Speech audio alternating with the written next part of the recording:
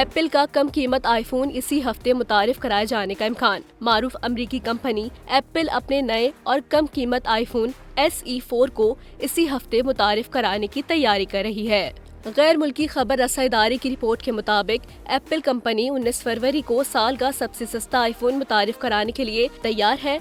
Apple के iPhone SE4 के हवाले से गुज़िश्ता काफी अरसे से लीक्स और अफवाहें सामने आ रही थीं। एप्पल की जानिब से इसका बाज़ाब्ता तौर पर ऐलान तो नहीं किया गया, मगर कंपनी के चीफ एग्जीक्यूटिव टिम कुक ने एक्स पर एक पोस्ट में बताया है कि सार्फिन हमारी फैमिली के नए रुकन से मिलने के लिए तैयार हो जाएं। याद रहे कि यहाँ खानदान से मुराद एप्पल की डिवाइसेस की रेंज है। अगरचे उन्होंने ये वाज़ेह नहीं किया कि कौन सी डिवाइस लॉन्च हो रही है, लेकिन उन्होंने 19 फरवरी को एक ऐलान की तस्दीक कर दी है।